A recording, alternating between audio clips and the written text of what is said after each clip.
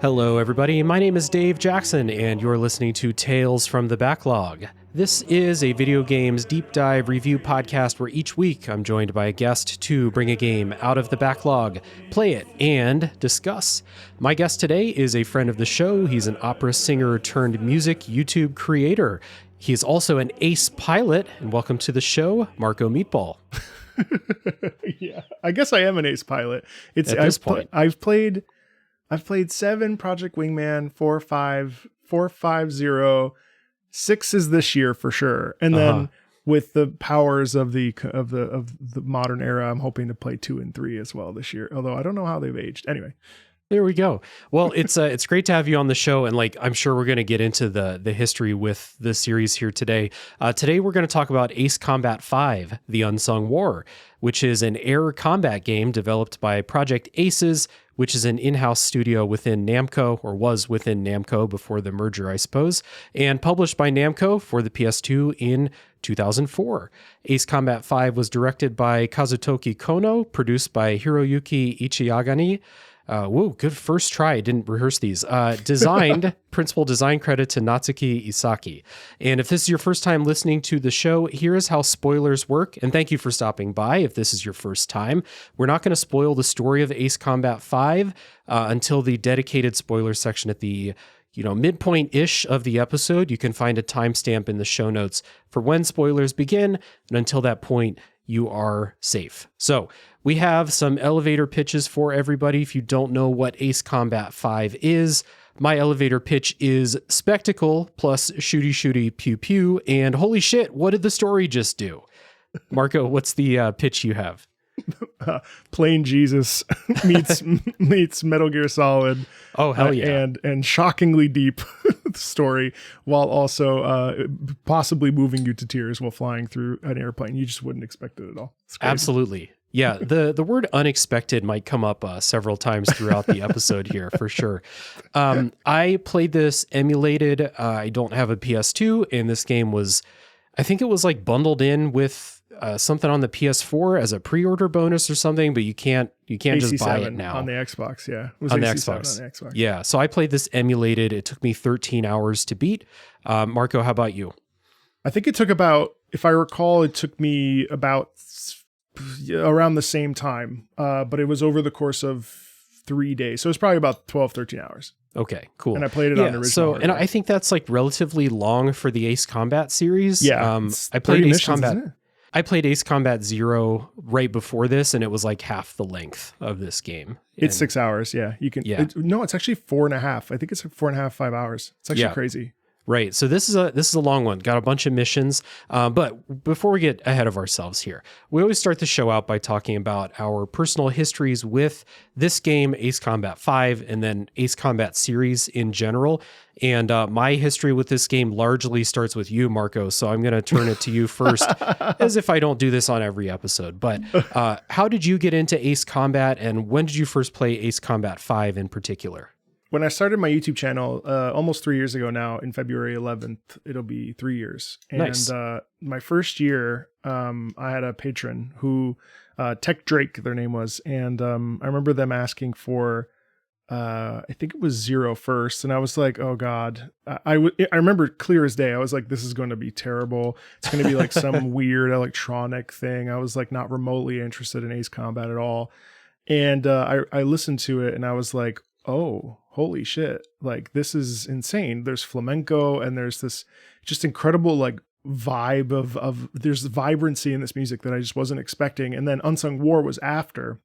And Unsung War, obviously that Unsung War comes from AC5. And I literally, for a reaction, I try to analyze and really talk about music when doing it. I don't actually like reaction channels. But I was pretty speechless throughout the entire thing. I had goosebumps at one point, actually. So that was my sort of introduction, and then it was all downhill from there. Yeah, and for people who aren't familiar maybe with your channel, you're talking about doing a video where you listen to the music from from these games and talk about the music.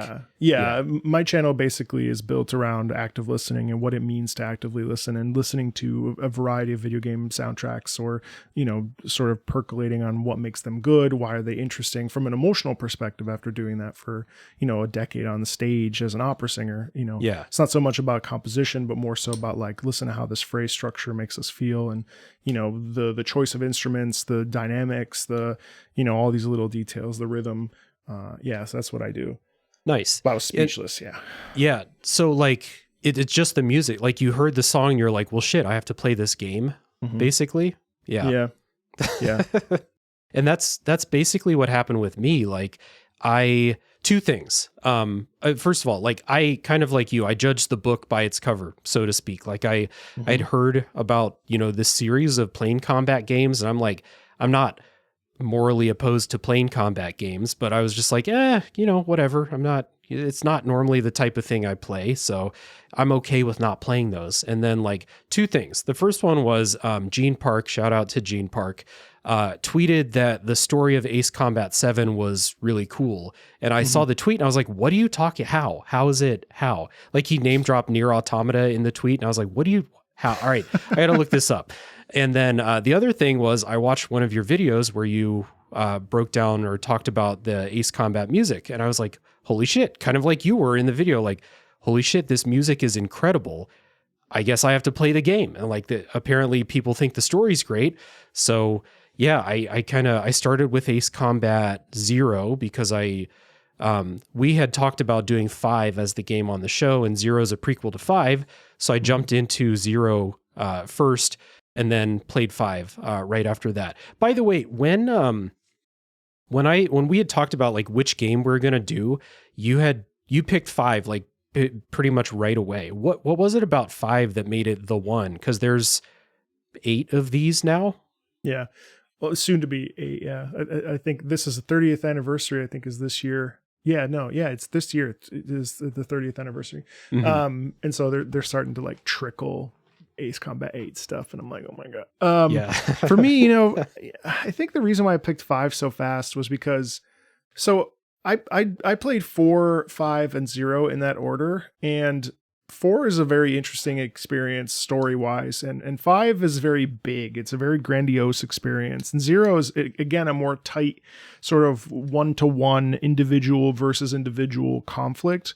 Whereas, obviously there's dogfighting in it, and that feels, and in some ways I actually prefer 5. I prefer 0's combat and sort of combat sequences more, I would say.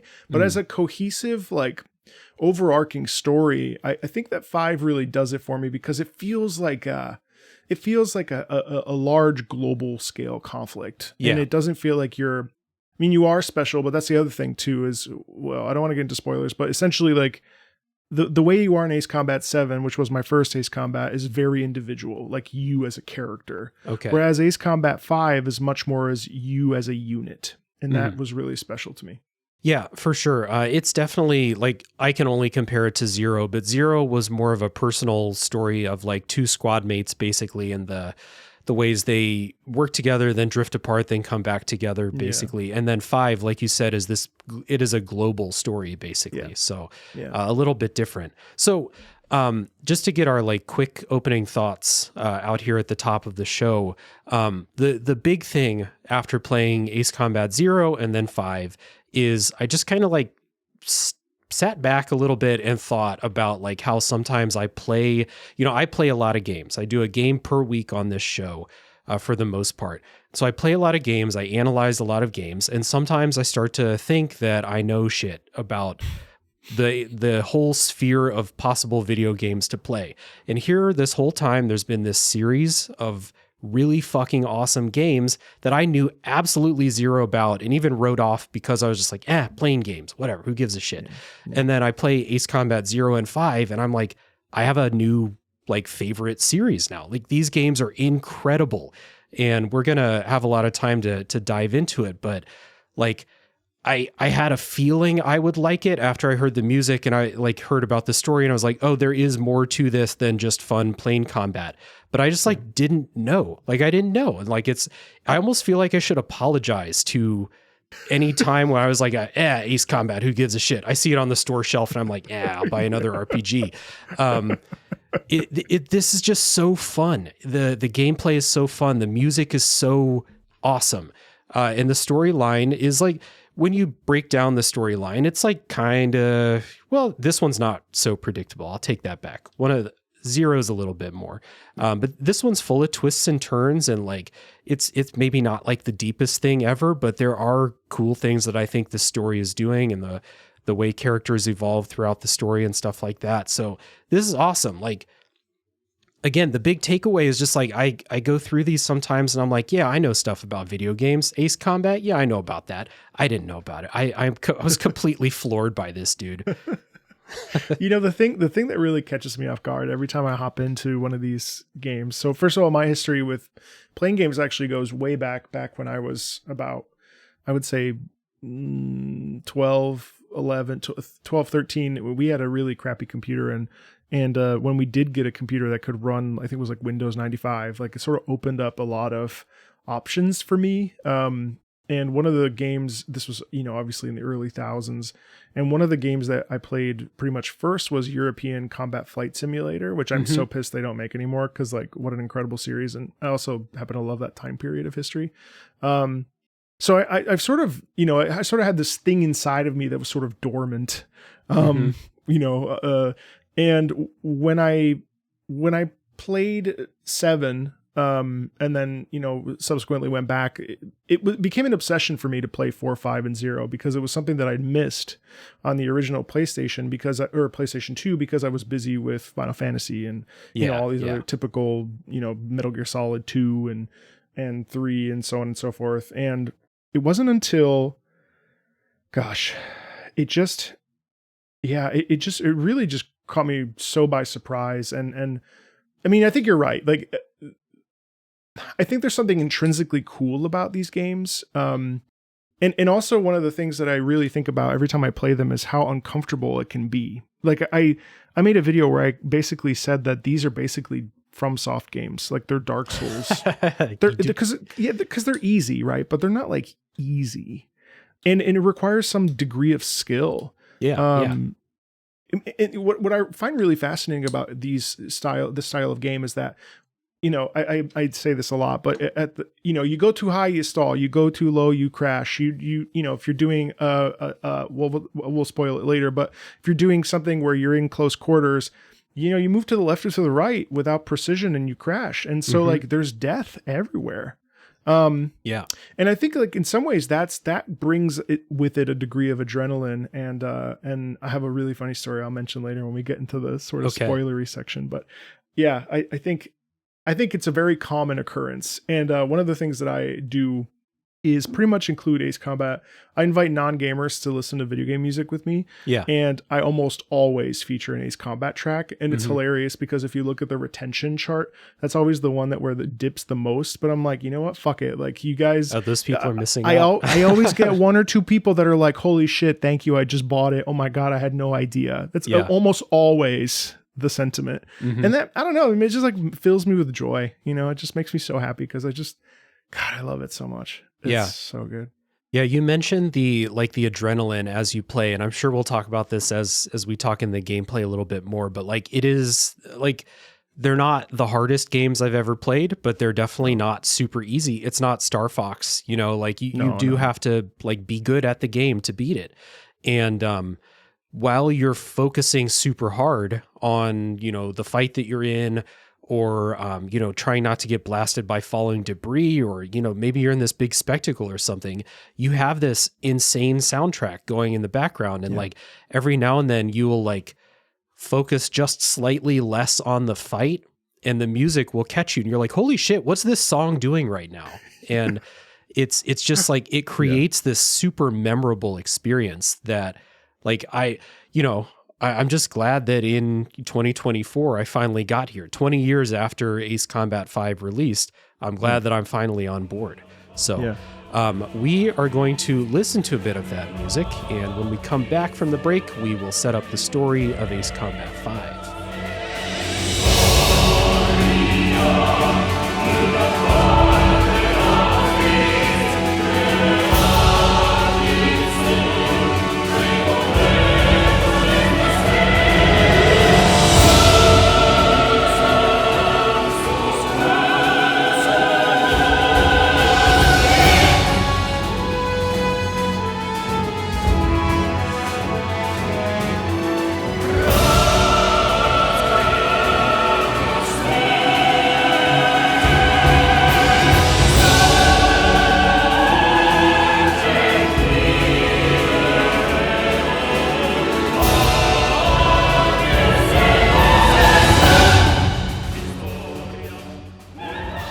Ace Combat 5's story was written by Sunao Katabuchi, and it takes place in the year 2010, so this is one of those future sci-fi stories that is in the long past in the real world now.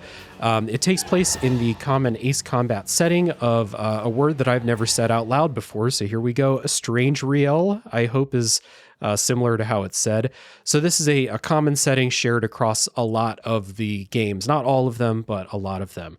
And there are two key events in the backstory of this setting that I want to just throw out there in case you're thinking about the story setup. These are really important. So 15 years before this, so in 2005, not 2005, 1995, math. A country named Belka invaded a neighboring country, was defeated, and then while retreating back into their own territory, dropped nuclear weapons on their own people, their own land, to prevent a counter invasion. This is the story of Ace Combat 0, which is a prequel to Ace Combat 5. So if you're thinking about playing 0, you will get to go through that scenario, and I'll just say when those bombs drop in that mission, it's something to behold in Ace Combat 0.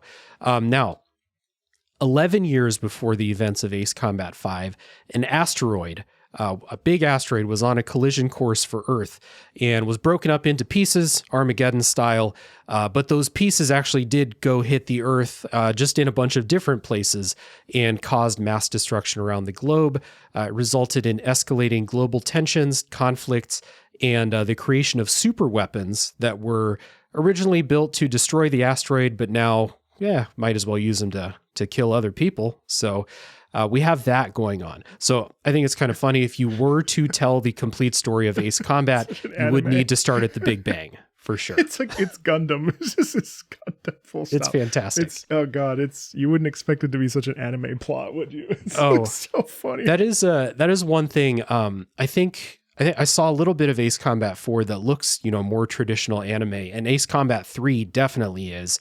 If you play the Japanese version with a translation patch, it is definitely more like that in that presentation. So the world of Ace Combat 5 uses familiar planes from our real world, but we do have these sci-fi super weapons. And like you just said, Marco, it gives it this big over-the-top feeling where you never know how far things are going to escalate as you go through the stories. I think it's pretty fun. Yeah, 1,000,000%. Just laughing about the final boss of Ace Combat 0 and just yeah. So in Ace Combat 5, starting up this story, you control a pilot in training codenamed Blaze for the military of a country named Oshia. During a training run, they're attacked by some unidentified aircraft, and yada, yada, yada. Blaze is thrust into more of a leadership role when their commanding officer is hit and has to eject during a firefight and disappears. Rescue missions were unable to find the commanding officer. As the story progresses in the early missions, Oshia is invaded by another superpower country called Yuktobania, and you take part in this escalating war between your country and Yuktobania, figuring out the truth of why they invaded in the first place and, working to come out victorious in this war here. And along the way, you're joined by squad mates, the primary ones being Nagase, Chopper, and then there's a bunch of other ones that join in and out throughout different missions. So what do you think about this overall story and how this progresses? Without spoilers, but we already said it is a grand kind of global conflict type of story. What did you think? I mean, I think what the most interesting thing for me is how attached I ended up getting to a lot of the characters. Now I didn't necessarily get too emotional at certain sequences, but the fact that there were some specific sequences where you could become emotional is really sort of, again, preposterous to me, because you just again defying expectation, getting really close to characters like Chopper and Nagase. These are very, those are your squad mates. And not only that, but also one of the things that Ace Combat does really well is that it makes you feel incredibly powerful. And there are moments within the game where your back is actually against the wall to the point where your power is stripped away from you. And again, we're talking about being in these military high-powered jets with, hundreds of rockets and so on and so forth. You wouldn't expect, again, to feel sort of vulnerable. But so much of this series and Ace Combat 5 as well is really about, testing your own mettle and testing your own courage and facing adversity and facing difficulty and how you as a character, in this case Blaze, but also you as a person, as a player behind that avatar, can handle these sort of tightrope dances. And so, I mean, I think the plot, it's interesting because the plot, for as grandiose as it is, they still managed to dial in to the point where you're focused up and there's a magnifying glass on that cast of, I think it's like 3-4-ish, sort of that group that Blaze eventually becomes the leader of because of his power. And so, for sure. And I'm glad that you brought up, like, you're pretty constantly up against the wall, facing adversity, because one big kind of difference between Ace Combat 0, at least my memory of it, several months in the past now, and the story of Ace Combat 5 is that Ace Combat 0 kind of set you up with situations where you're like building anticipation about like, this next mission is going to be a big one. And we're like going in with the idea of like, I'm facing off against this squad of elite fighters in this next thing. I know that's going to happen. In Ace Combat 5, they do a lot more of misdirection and twists in the middle of missions to throw you off guard of like what I thought was going to happen in this mission, what my briefing was, and what, we'll talk about gameplay later, but like you get your briefing and it's like, oh, you're going to have a bunch of ground targets.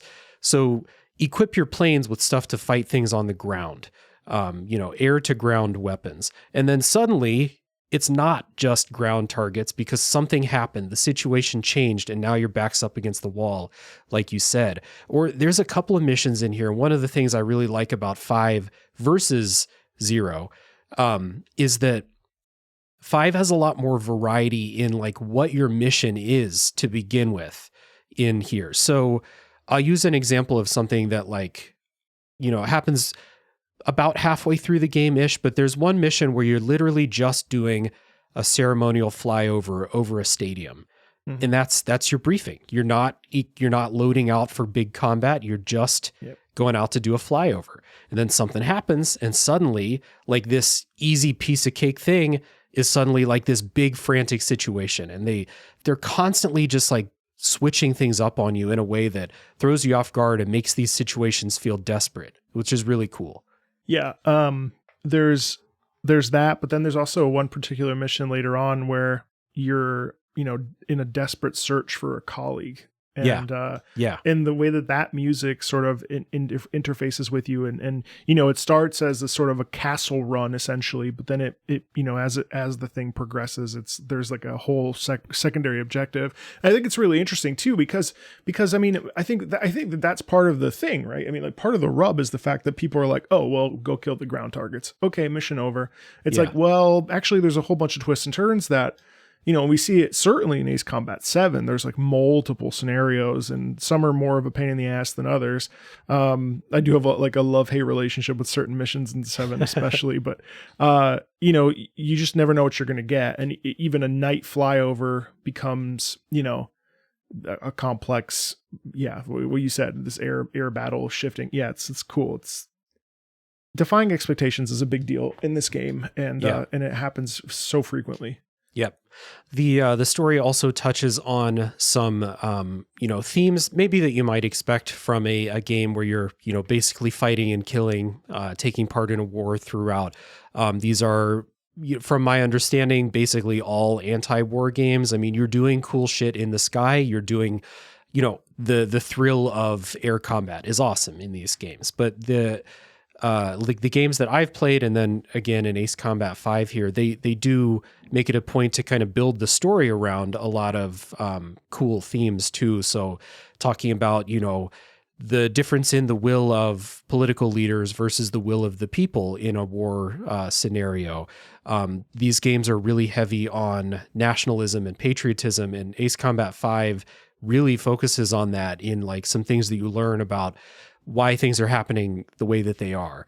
Also, when you have situations where there's lots of death and destruction, it breeds hatred and people who want revenge, and this game deals with that too. And they pull this off in a really interesting way because these aren't games that have long exposition cutscenes or things like that. Like a lot of these themes are explored through radio chatter or like maybe a short cutscene between missions or something like that. Or like you get towards the end of the game, there's some more extended sequences, but like these aren't Metal Gear Solid cutscenes where these themes are explored to the extent that Metal Gear Solid games do it.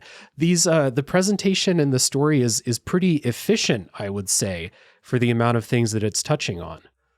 It can be challenging is the only rub I think there is that sometimes you're flying and trying to avoid things and there's chatter and you're like looking down at the subtitles or if you don't have them on, you're just like hoping you're paying attention to it's very easy. I think one of its detriments I would say is that it's very easy to get lost in the like sauce, which I think is okay because ultimately what's cool is that the gameplay loop is incredibly satisfying. So like, even if you're like, wow, I don't know what just happened, but that was awesome. You know what I mean? Like it's also possible to lean in on that, but there's one particular moment where there's two moments, I think key moments of this game that we'll get into, but there's one in particular that really to this day, I mean, I think it's been several months. I think I played it in April of last year and it's just you like a two battalions and you're just in the middle of it. And all of a sudden, things are shifting and you're getting mixed messaging and it's like, well, what do you do? And then you talk about the will of the people versus the will of political leaders and the government.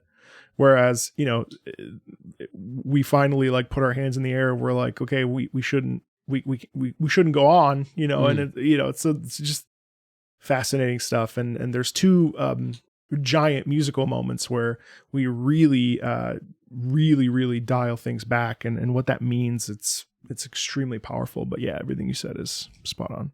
Yeah. I agree with you that the delivery via radio chatter, because the other part of it too is that it's like pretty constant radio chatter. Like it's not a quiet game. It's combat and there's music, but there's also like someone's always talking on the radio basically. So it can be easy to start tuning it out as you focus on the combat. And if you tune it out, you might miss something that might help contextualize, what's going on or something like that. That being said, I do think that a lot of the most important radio chatter happens when there's no combat. So you can at least pay attention, but then like you might be in a fight 10 seconds later.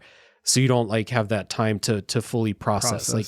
This is a story where like, I had a vague idea of what was going on and I needed to go check up to like really lock down the details of what happened because I was focused on other stuff a lot of times. So I agree with you there for sure. It's even harder when you're like me and you're like, oh, music. And then it's like, oh no.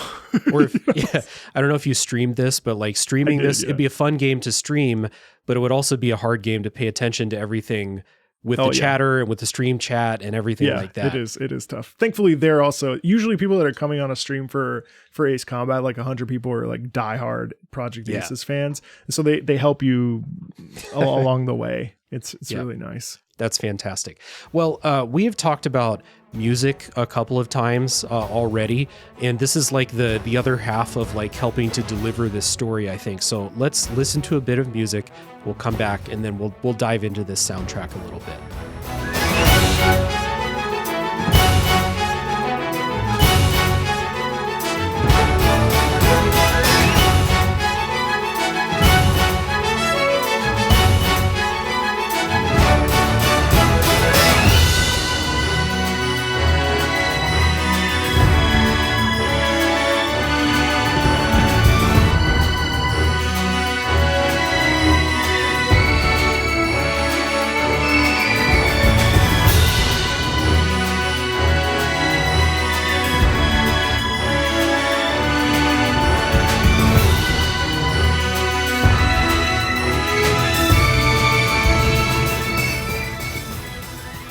Music in Ace Combat 5 has 4 primary credits: Keiki Kobayashi, Tetsukazu Nakanishi, Hiroshi Okubo, and Junichi Nakatsuru. There we go. The music is the reason I wanted to play this game in the first place. It all started with hearing the soundtrack. I had not seen a single screenshot or video of gameplay before I started this.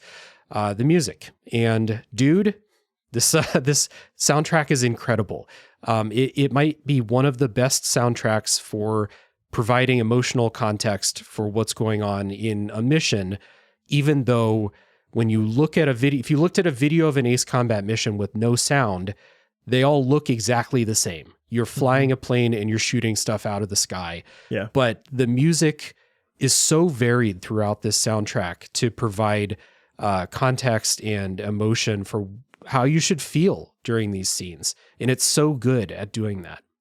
That's such a great point. You know, I think for me, I have a tendency to really listen to some of the little details, but what you just said is so accurate. And there's a couple missions where, you know, I was sort of going back and listening, and like, there's a little bit of like piano, there's a little bit of jazz, there's a little bit of everything. But then of course, then you get these incredible Latin choral sections, which are monumental in what they bring, and the stakes and the scope of the seismic experiences. But then also there's one particular track that it still makes my palms sweat because of how many times I had to do this damn mission.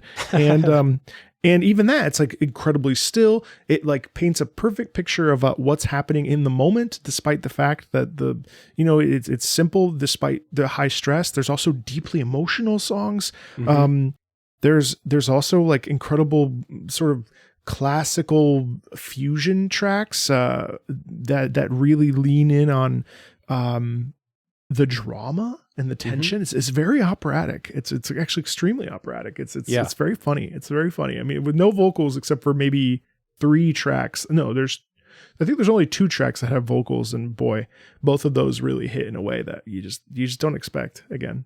There are vocals during one other track that you're probably not thinking about right now because it sticks out like a sore thumb among the soundtrack. So we have like this, it's like 90 fucking songs. It's a giant OST huge. Of, orchestrated, sometimes choral, but like you said, very diverse. Like there's songs with electric guitar, there's string-based songs, there's brass-based songs, and everything in between.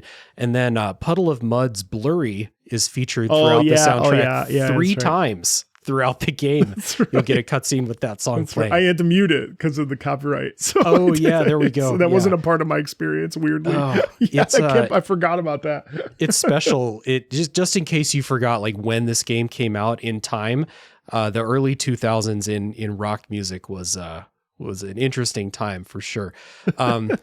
Couple of songs that I wanted to highlight, and they're actually like the beginning of the game and the end of the game. And it kind of showcases this journey that you've gone on. So the first one I wanted to highlight is called First Flight.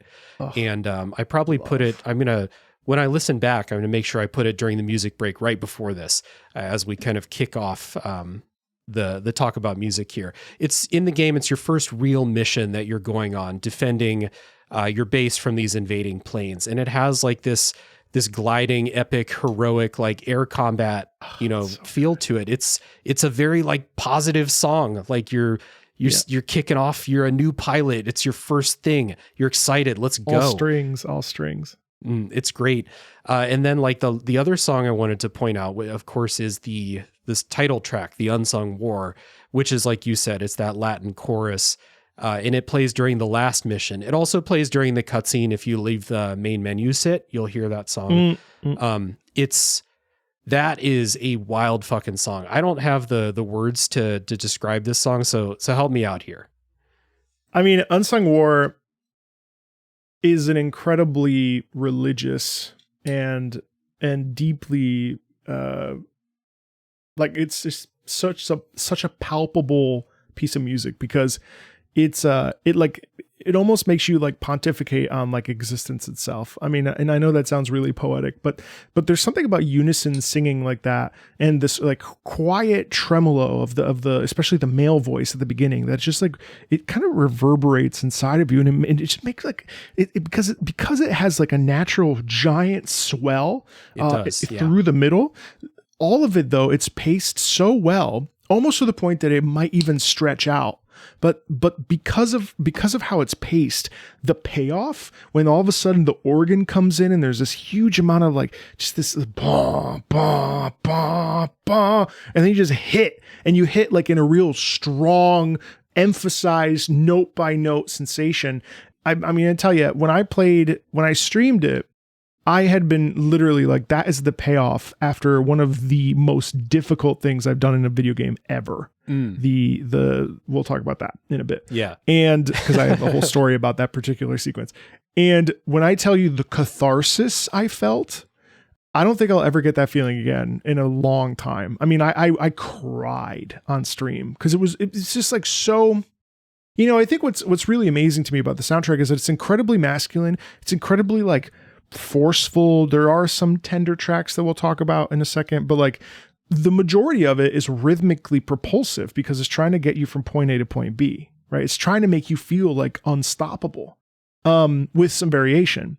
And when you get to Unsung War, it almost feels like therapy. It feels like a release. It just feels like you're here, and they're honestly, it's a biblical track. It's a biblical track. Seismic. I'm telling you, it's like it's massive, and especially like you said that swell in the middle of it, because it starts out pretty small with this group of voices, kind of introducing you, and then as the song grows, it just continually builds over like 5 minutes. It's all building up to this one big conclusion.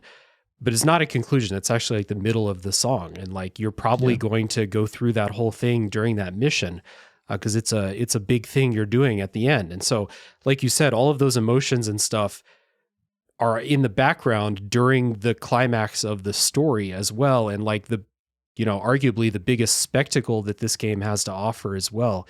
That's the song that I heard before playing the game. It might have been that song that was like, I have to play Ace Combat. Like, I didn't know that they were doing this in here. Like, you can listen to the song with no context and be like, this is fucking awesome. Like, and then just like, one of the things, I shared a bunch of these songs in my Discord server as I was playing through the game, and I would just post the link and be like, listen to this and just imagine this as the soundtrack to you playing an air combat game. It's not what you would expect in a lot of cases, but it still works, like you said, because they are mostly all, driving you, getting your blood pumping, because you're in these adrenaline filled situations. But like I said in the opening, you'll be playing and maybe you'll get a little break in the combat and you don't have to focus 100% on like this guy that's trying to shoot you down.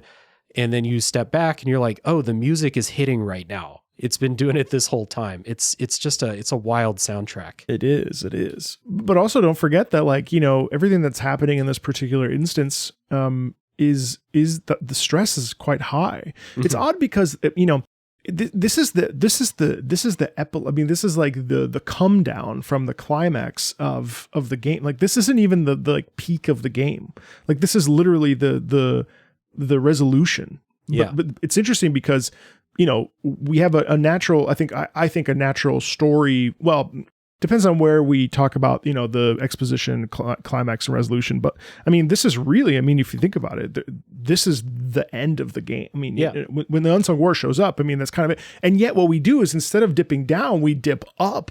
And it's just crazy. So it does this sort of almost miraculous thing of both getting you to just focus in on this final mission, and then also recognizing that we're coming to the end of this, 30 mission long game, which honestly for a playing game, like we mentioned earlier, is quite long. So there's a degree of almost taxation that's occurring when you're like locked in for a 13 to 16 hour game. Yeah. It's coming over you. It's like, it's, oh God, it's too good.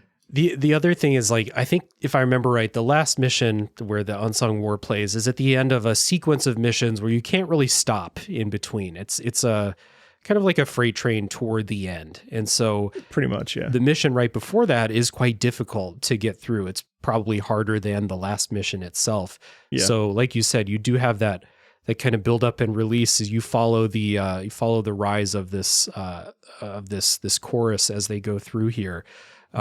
It's crazy. I mean, make sure that I probably do the thing where like a soundtrack has a song that's so good, I put it in the podcast like 2 or 3 times, just at like different sections throughout the song, because there is so much going on with this one.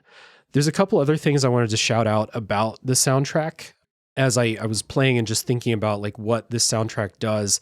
This soundtrack, first of all, we mentioned the Unsung War. That melody that's used throughout the Unsung War is used and reused in a lot of different contexts throughout the story. And that really reminded me of the Metal Gear Solid soundtracks and how they'll take that iconic Metal Gear Solid theme and they will turn it into like heroic spy soundtrack song. And they'll also turn it into the saddest fucking song you've ever heard. Yeah. And Ace Combat does that with that Unsung War melody as well throughout the game. And it's like, if you sit and listen to the soundtrack all the way through, you'd be surprised how many times it's in there.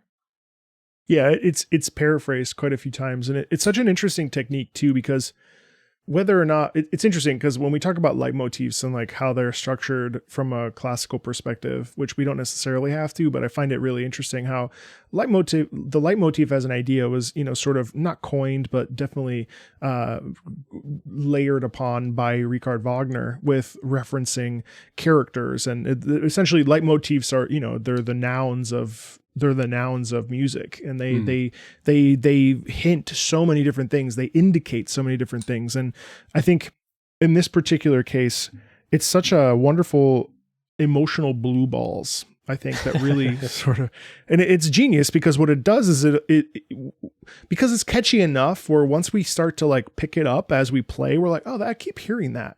What is that? And like, you don't need a music degree to pick that up. Right. But then when you get it you get it in its fullest form, that's that catharsis, that release, not to get too gross, but you know what I mean? Like there's a certain sort of, again, an outpouring that kind of happens because we're getting this like just a little hint of it for like 10 seconds. And then we finally like get it out. And it's just like such a, oh man. Yeah. Leitmotifs.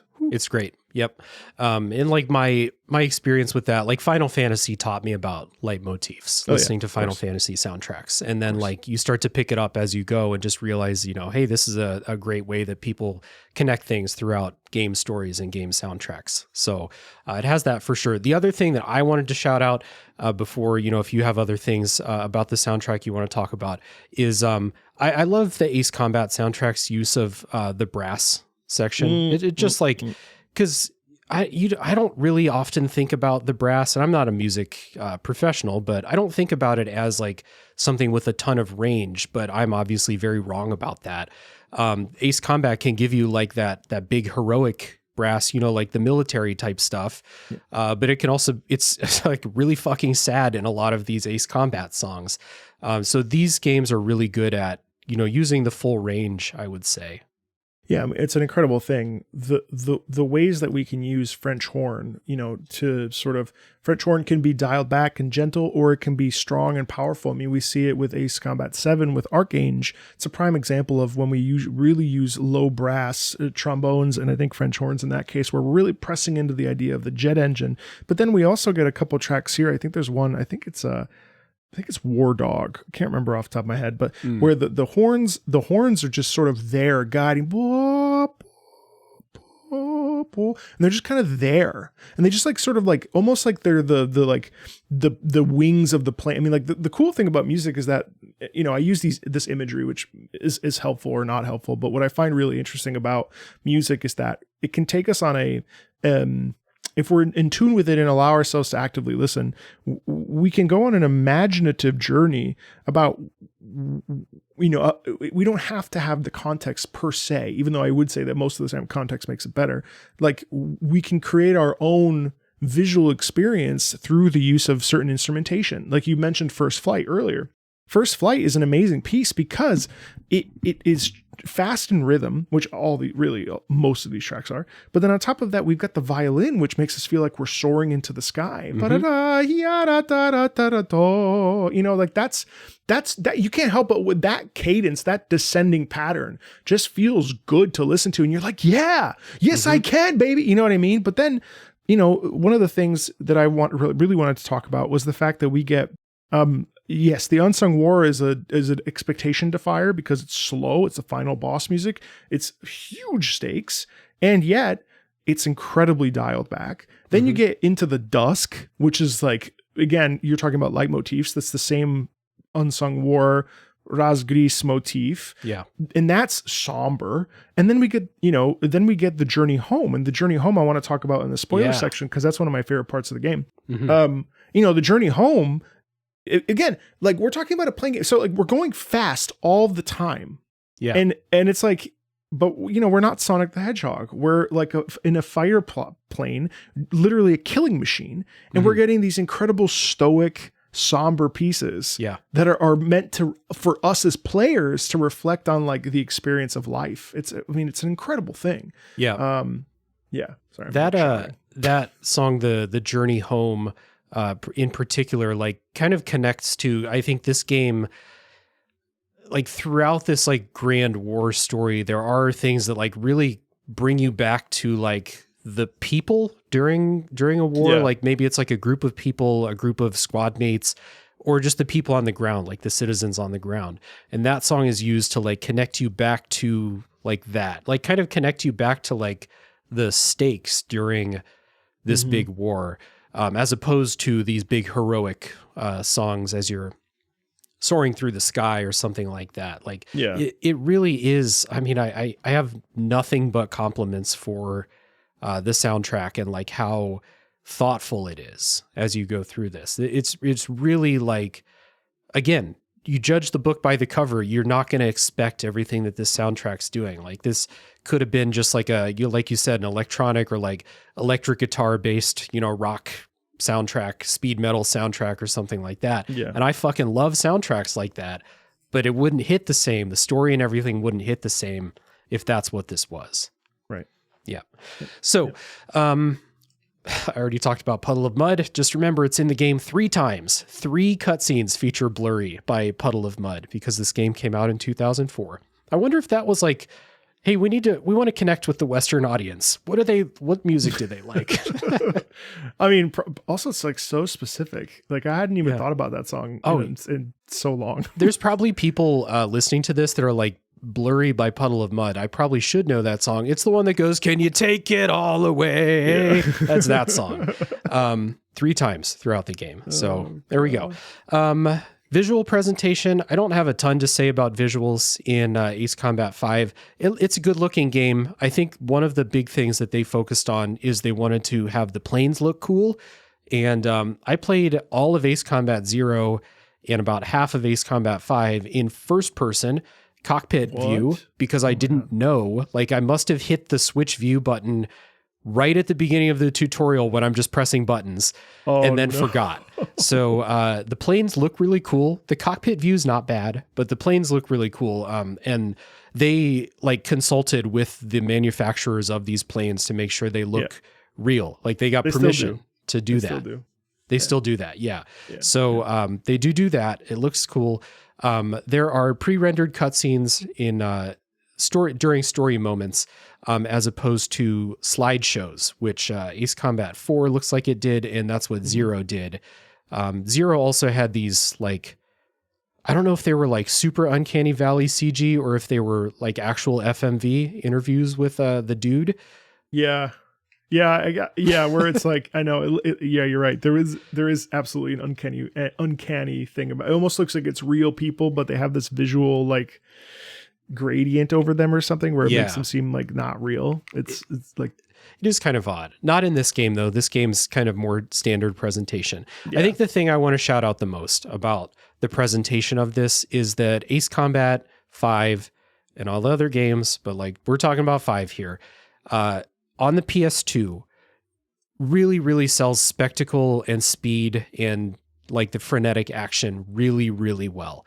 It's something that I don't think you can take for granted in even in like a flying game. But this, it just sells it really, really well. And you find yourself in a bunch of different situations. But the way it looks, if you look at screenshots, it's a pretty simple looking game. But in motion, it's epic. Especially when you think about like clouds or like weather effects, I think that's really, now obviously PS2, it's a bit dated now, but regardless of that, there's always a sense of like your equilibrium sort of getting lost if you're in cloud cover and you don't know how you're turning and you're not watching your metrics and your angle of attack and your altitude and things. It's very easy to crash into a side of a mountain, and most people do, just because you can get really twisted around. I mean, I think you're right. It's the element of speed is always there. and that's really exciting about the visuals, especially. Yeah, and you bring up a good point too. The UI is pretty busy in this game. You got a lot of instruments and things to look to check on, and once you get used to it, it all makes total sense, and it's all pretty valuable information that you're getting. But it does look a little bit busy when you begin, as you're just first getting used to how everything is. Yeah. So let's listen to a bit more music. We'll come back. We'll talk about what it's like to play Ace Combat 5.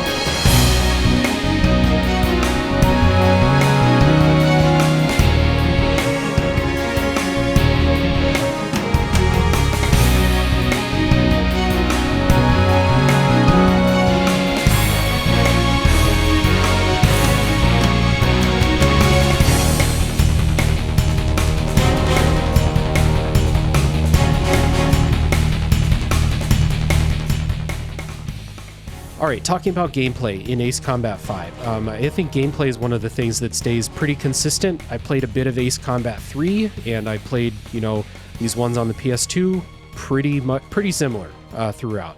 Yep. Gameplay is kind of in the middle of like sim flying and super arcadey, more on the side of arcade, I think, but it's not Star Fox, and it's not like I had a plain fighting game on the N64 called Aero Fighters Assault, and that was more arcadey than this. It's not Flight Simulator. It's very far from that. But you do have a couple of things, like you said, if you fly too high, if your grade is too steep, you'll stall. You do have to worry about crashing into the ground or crashing into mountains or stuff like that. But not simmy. It's very arcadey, really. And it's a good choice. It lets you have fun while you're up there flying around. This game has a kind of weird control scheme, though, that is pretty, I think, unique to this series, or, maybe games that are trying to be like this series.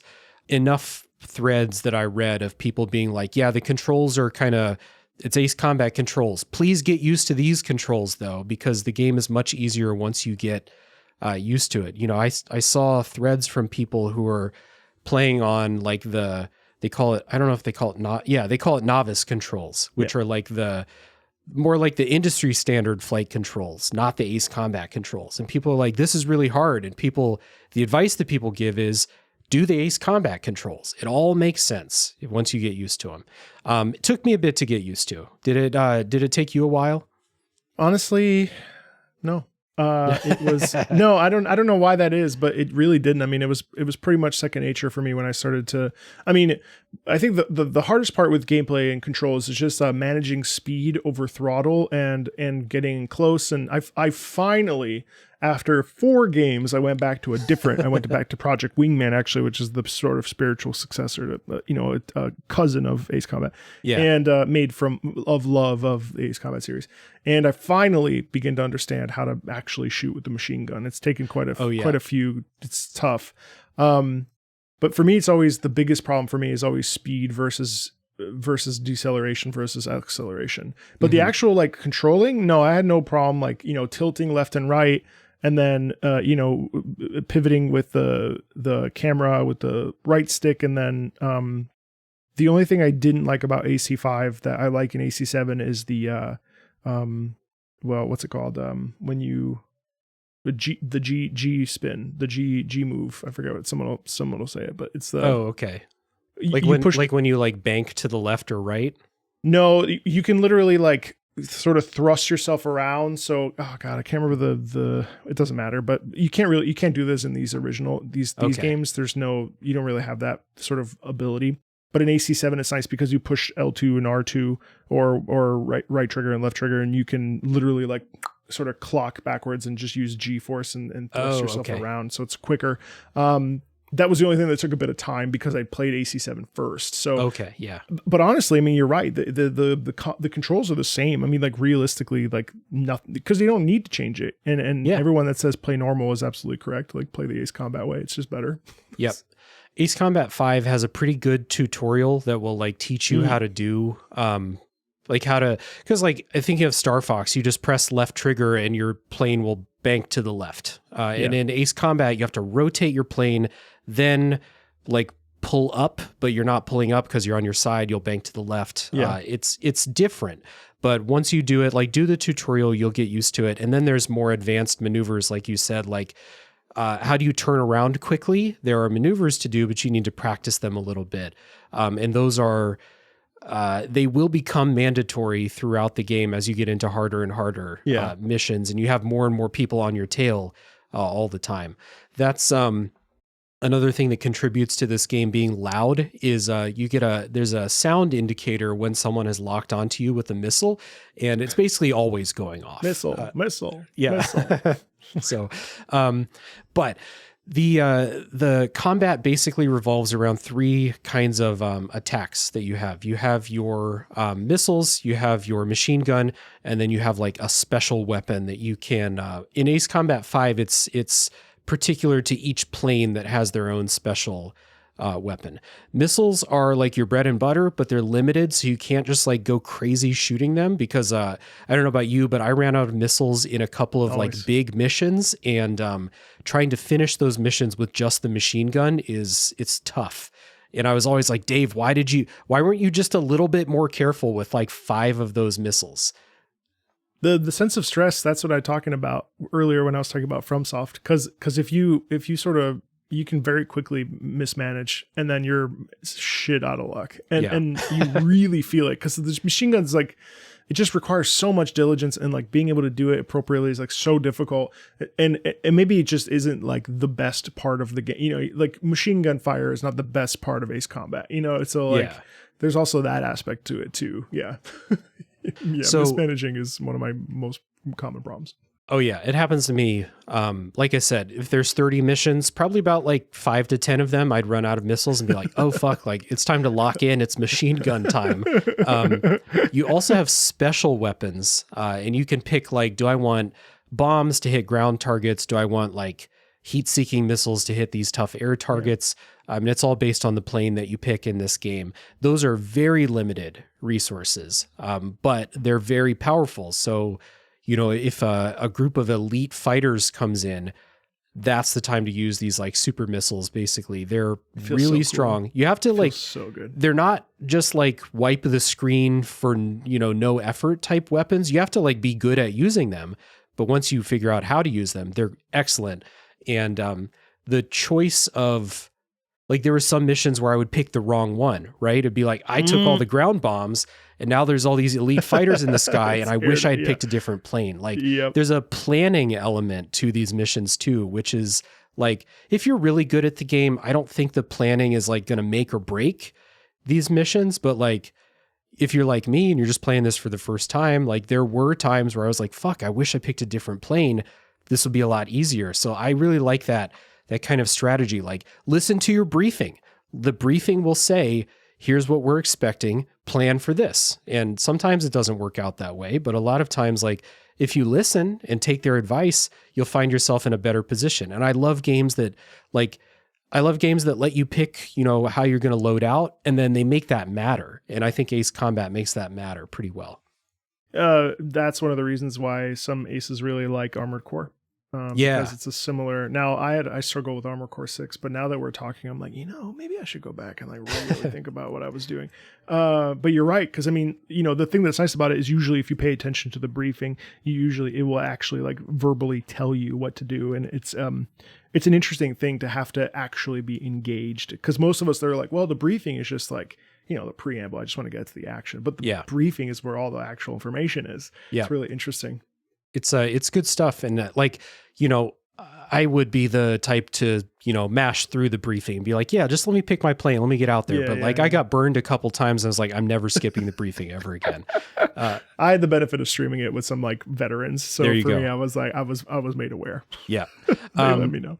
Another thing about combat in this game is as you're flying around, you have your squad mates, and you can issue little commands to them. You can tell them like, cover me, which is especially helpful if, you know, if you have people locked onto you, you can say, cover me, and they'll at least distract them.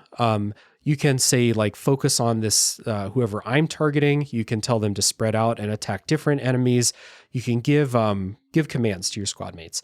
I don't know if these, like, I don't remember seeing my squad mates actually kill a bunch of things. I know it happens sometimes.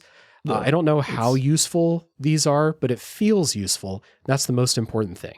Apparently Ace Combat 6 does this incredibly well. So I'll report back in a couple of months. I'm going to try and play it in February and go from there. I'll let you know if it's true. Sweet. Yeah. Apparently that's like one of the best parts about AC6.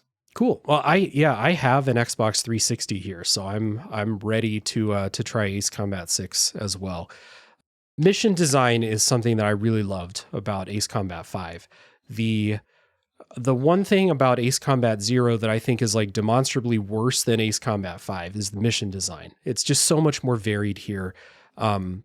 The types of missions that you go on, the types of targets that you're going after, just to list a couple of types of missions. I mean, you have boss fights, you have escort missions that don't suck. I found them to be a lot of fun. Good like tension during escort missions. There is a stealth recon mission. There are escape missions. There's a search and rescue, like you mentioned earlier. There's a ceremonial flyover that I mentioned. They'll yell at you if you get out of formation during the flyover. There's a lot going on. And then a lot of times, if you're in, like, I'm leaving some out that are not, that are spoilers. I don't want to say too much. There's others that are like very interesting that I can't say right now. And then the other thing is, like, if your mission starts out and it feels very standard, a lot of times something's going to happen in the middle of it that like shakes it up in a big way. And hey, maybe that loadout you took is not the right loadout anymore. Or maybe like you didn't know something else was coming, so you're low on missiles because you thought, hey, it's the last plane. I can just boom, boom, boom, boom, boom, boom, boom. And then like something happens. You're like, oh, fuck, I have 2 missiles left and there's 10 new planes. Stuff will do that to shake things up. And I thought this is like one of the best, not upgrades because Ace Combat 0 came after this, but the best for me an upgrade from 0 to 5 is like the missions just felt so much more varied here. I like was honestly like never comfortable with how things were going to go, which is also cool. Isn't it an intense feeling? It's so funny because I actually loved the structure of AC0 more because I am very partial to air. Yeah. And so the fact that you in AC0, you get these branching paths where you sort of can choose what kind of style you want to have. I found that to be really relieving because every time I get a ground mission, I usually groan because they're my least favorite. I don't know. And I know that that's like half of the missions of the game. It's a lot. But like, I love air so much. And maybe that's because of my like history with, again, European Flight Simulator, where I would just be in the air the whole time. So for me, those are always the ones that get my attention the most. But you're right. The variety here is incredible. And it's, you know, again, it's never really boring because you're constantly changing, you know, and that's the best part about it for sure. Yeah. Another thing too is, a lot of the missions will have special like wrinkles to them. Like, there's one mission where there's like an orbital weapon that's shooting down and it causes this big explosion at like below a certain altitude. Everything gets wiped out when this thing gets shoot. So like when that thing is shooting, you have to climb, get above that altitude. So you don't, and it will one hit kill you. And it happened to me a couple times where I was like, I can get a few more shots off. And then nope, you couldn't get a few more shots off. I'm telling you, it's just like FromSoft.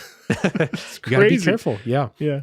There's a lot. There's one mission where you're fighting inside of a canyon and you can't fly out of the canyon. And like flying within those canyon walls, or like, you know, we'll save the other one for later. The thing that I think you might have a story about, but like point is, even if your mission is seemingly straightforward, they do things to mix it up. Like there are not a lot of straight putt, like go out there, there's 10 planes, shoot down all the planes and you're finished. There's not a lot of missions like that. And it always keeps it fresh. Yeah. 1,000,000%. That's the best part about it, I think. Yep. And the other, again, just to mention one more time before we wrap up this non-spoiler part here, a lot of these missions are thrilling, epic, full of spectacle.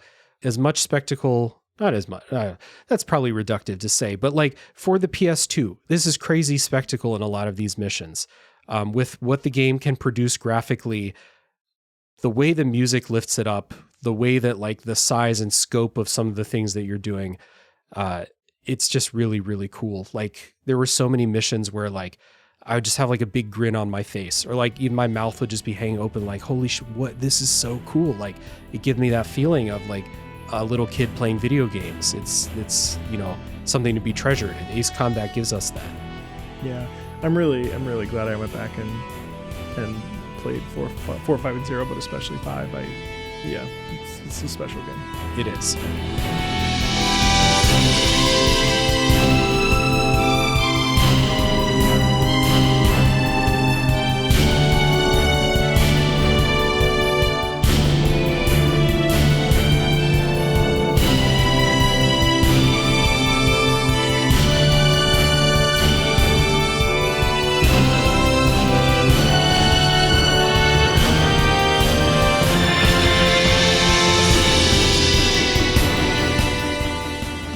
So let's get into our closing thoughts here in the non-spoiler section. Before we wrap this up, before we get into spoilers, during this section, if we have any thoughts in conclusion, this is the time for that. But also, we always like to kind of pick what type of person would you recommend play Ace Combat 5?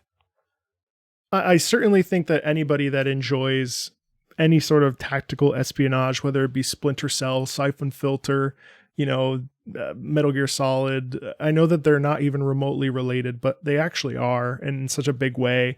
I think anybody that enjoys thrill, I think any FromSoft fan out there would actually absolutely devour this game, this series. It's a missed opportunity especially for that fan base, I think, because there are some similarities here that are just very easy to gloss over. And my hope is that when Ace Combat 8 comes in, we get a bunch of folks that are like, holy shit, what is this? It's by it's published by Bandai Namco.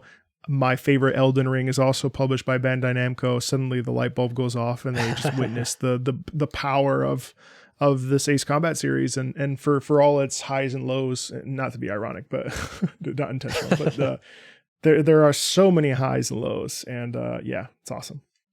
It's good. I'm definitely going to be with you leading the charge for Ace Combat 8 when it comes out. Like this, it is wild how I went from, in the span of a couple weeks, basically never even considering playing this series to day and date Ace Combat 8. I will be there the day it comes out. Yeah. And I'm going to play, I'm doing Ace Combat 7 on the podcast. I'm recording it next month. So this is going to be a thing. Like I've been going through a couple of series on the show. I've been slowly going through the Metal Gear Solid series. I'm recording Metal Gear Solid 4 in just a couple of days. So I'm making progress on that. And then, Ace Combat's going to be another one of those series where it's like people look at my schedule and they're like, fuck, he's doing another one.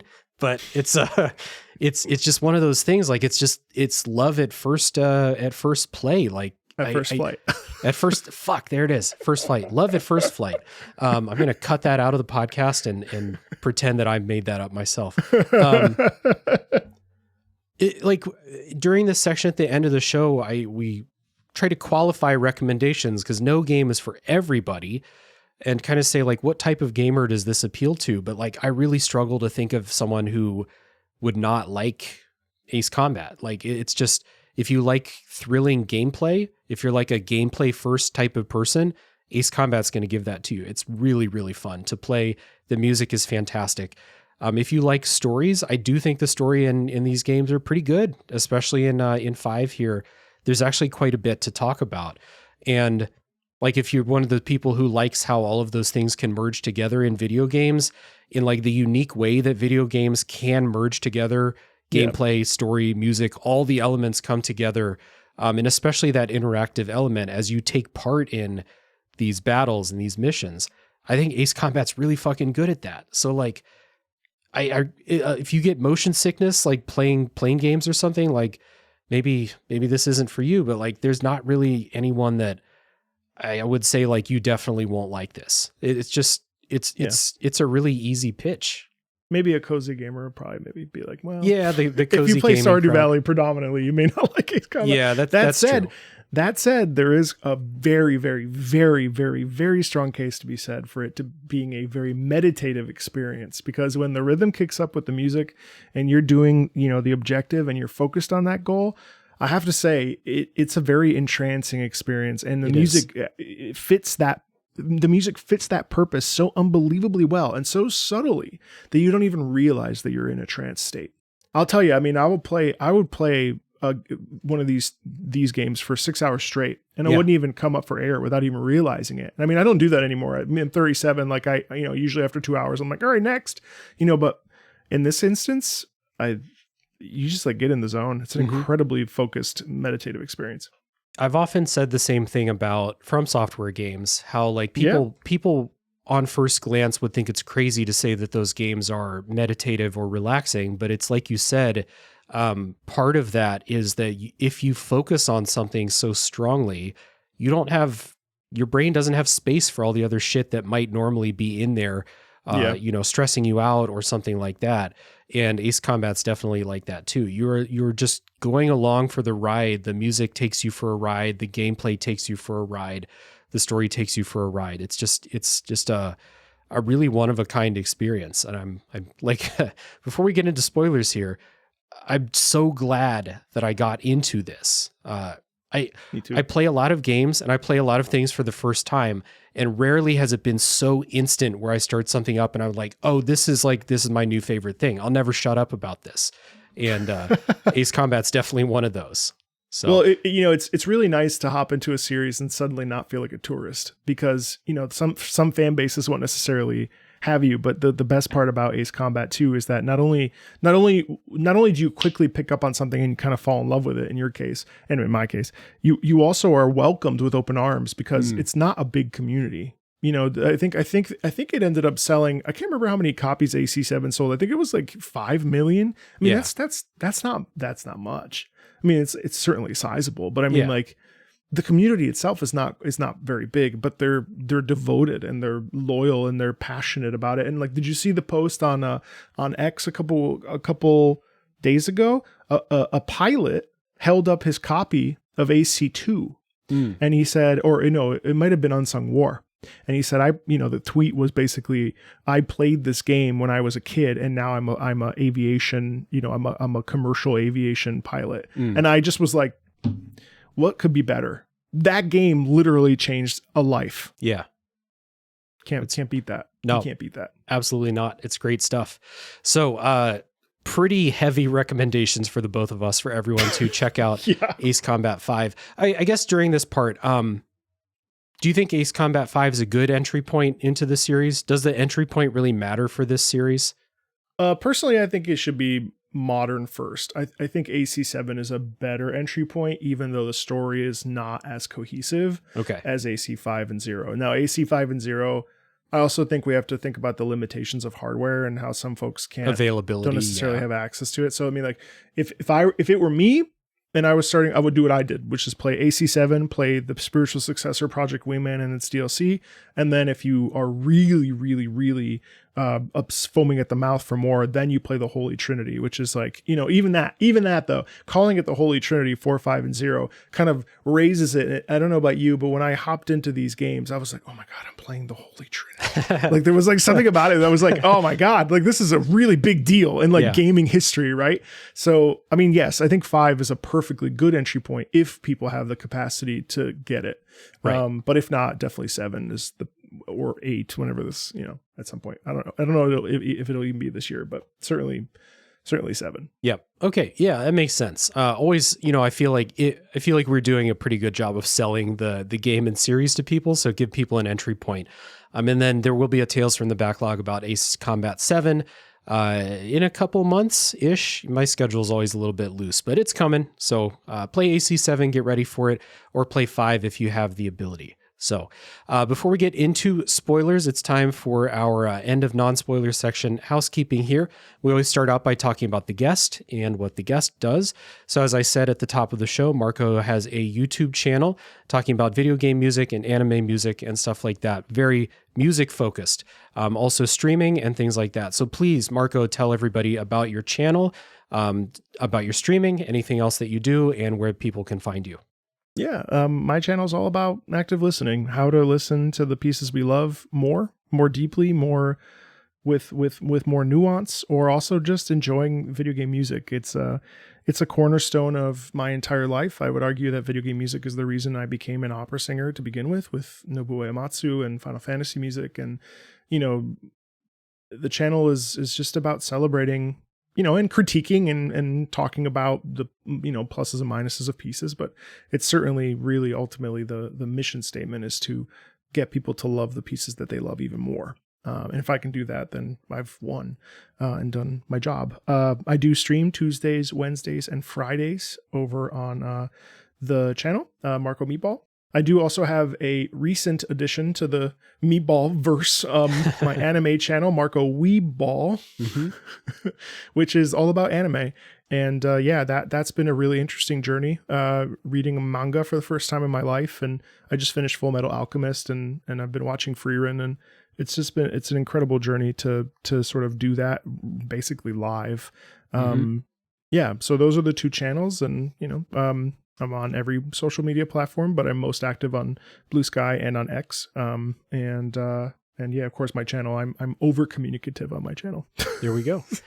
Yeah. It's, I'm a big fan of your YouTube channel. It's the reason I reached out to you, in particular to talk about Ace Combat, on the show here today. And it is that just like genuine love of music and, want to experience it with other people and kind of like talk about it. And like you said, I love the focus on active listening and like talking about the music itself. Like you said, not like you might title your videos like reacts to something, but it's not like you're just going crazy and not like adding anything to the conversation about the music on the channel. It's like, I really love how like something cool will happen. You'll hit pause and be like, this is why this is awesome. This is what feeling it's giving everybody. So I'm just a big fan of what you're doing and the genuine kind of tone that you bring to everything. So I really appreciate that. Yeah. And I'll recommend everybody who's listening to check out Marco's stuff. I'll put links down in the show notes so that you can easily go find it.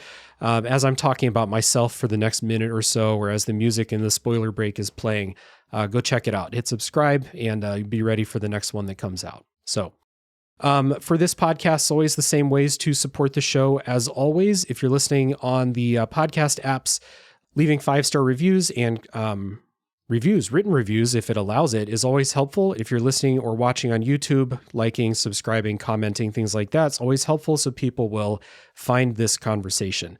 You can also join my Discord server and join, hopefully, I want to get I hope the Ace Combat fans come out of the woodwork this week as this episode comes out. But if you are an Ace Combat fan and you want to join a friendly, lively community, it's a great place to hang out online. There is an invite link to my Discord server down in the show notes below.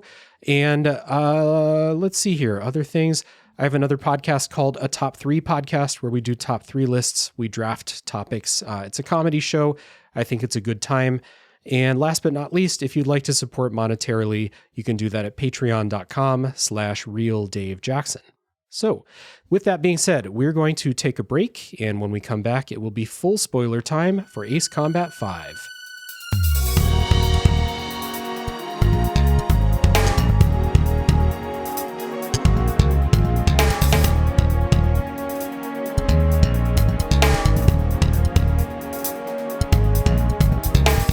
All right, before we get to spoilers for Ace Combat 5, I want to first say thank you to the wonderful patrons who help support the show.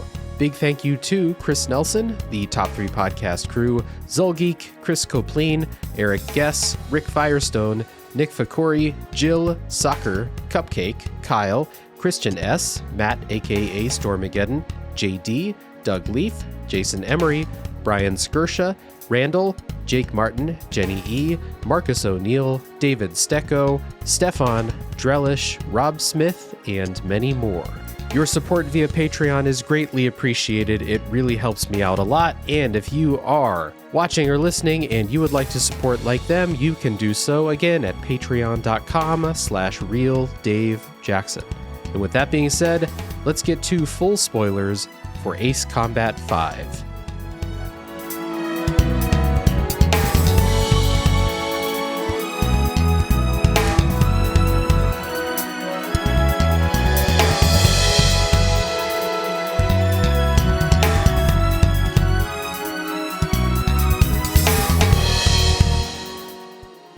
All right, we're back, and it's full spoiler time for Ace Combat 5, and the kind of same disclaimer I usually give at the top of these spoiler sections. This is not a chronological walk through the story. I'm not going to hold us to that. So if you don't want to be spoiled at all, it's probably best to go play the game and then come back. I hope that's why you're worried about being spoiled, because you want to play the game. So go play it, come back. Podcasts are always here for you whenever you're ready. So with that being said, we're going to start the spoiler section by just talking about memorable stuff that happens throughout, whether it's a big story beat, whether it's a big mission.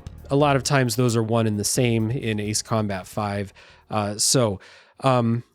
Marco, what's just a big thing, like most memorable sequence or story beat or something that happens throughout this? I mean, I need to get it off my chest because let's do it. I found the music earlier and I was like, man, fuck that mission. So when I was doing the tunnel run, first of all, so that whole mission, I mean, like, I think I did it. So I did it on stream. I think it was 3 hours and I could not get that tunnel run right. And also, like, if you ask people that are like familiar with my channel and familiar with me, they know how much I fucking hate tunnel runs. Cause I just, it's the craziest thing, dude. So so obviously I was an opera singer professionally. I sung for thousands of people. Like, I did the thing, but I have anxiety and like I have OCD and I take medicine to help my anxiety. But like, pre-show jitters were a real thing. And it's fascinating because of the checkpoint. Well, there was no checkpoints in AC5. So like one of the biggest problems is that you do the first half and you're like, okay, I got every one of the, the SAM sites or whatever they are. Okay, now I need to ramp backwards. Okay, now I'm at the part. Okay, there's the tunnel. Okay, we're going in. Part of the problem is the graphics. And so like you can't see the cranes. And what bastard put the cranes in that damn tunnel? Yeah. It's tight. It's so tight. It is, yeah. And the music is very still. There's clanging. The only time you really ramps up is as you're starting to do the turnaround where you and oh God, who's the character that switches with you? Is it? I forget. Yeah, I forget their name. I can't remember. But you switch places with whoever while the enemy's behind you. I can't remember his name either. Then as you're about to ascend the final thing, there's 3, and then the door closes extra fast, and then you get the speed boost, and then I literally crashed right before the release. Dude, I was pissed. And so one of the most fascinating things for me, and I swear there's a point to this story, is that like I got the same pre-show anxiety that I would get before performances. My hands went numb. My stomach started to ache. Like I had to go to the bathroom. Like I was actually like, I had a cold sweat. And it like, part of me is like, wow, that's fucking pathetic. Like this is like Ace Combat. Like it's not a real, but like, I literally had to like lock in. I put like 4 pieces of gum in my mouth. I had to mute myself and I just like had to lock in, and it was awful. But I also loved it because after that you get to the Unsung War, and it's like you have that one mission where you have to try to catch up to them as fast as possible. And then, but that mission was a big one. And then I think secondly is definitely Chopper's death. And what's it, last 15 years? No, what's it called? Into the Dusk. Yeah, I listened to that track earlier before recording. What an incredible piece of music. Talking about leitmotifs earlier, like what a powerful, and I think the whole thing that in oh my God, what's it called? The other track, The Journey Home. Both of those sequences are interesting to me because Journey Home is amazing because here we are in this conflict, and all of a sudden the conflict stops, and it's like, what do you do? And you're like a weapon of destruction flying around. Like any old asshole could just pop in and just decide to fuck your side, or you could fuck their side so quickly. But all of a sudden we have this moment of unity for humanity, right? Yeah. And then with Chopper's death, I mean, the fact that you're literally shooting down fighter pilots and planes while Into the Dusk is playing is just, I think that's really what makes Ace Combat so special to me, is that like, that's completely blowing past expectations. Yeah. When the fuck, how often are we getting slow music in general? I mean, like, I can think of Chrono Trigger. Chrono Trigger, the first phase of the final boss, there's like slow music, like sort of still music, right? But like we really don't get stillness in most Ace Combat tracks. Anyway, that was my rant. No, that's I was great. holding it in like for like an hour. Those are those are two of the best like sequences, because I think they both subvert your expectations for what's going to happen there. Like, so with the tunnel run and the journey home, the song, that's the part, and because I think they do that 2 times. There's one where everyone sings it, like all the pilots and everyone's singing it together, right? As you're like gathering over the overcast night. Yeah.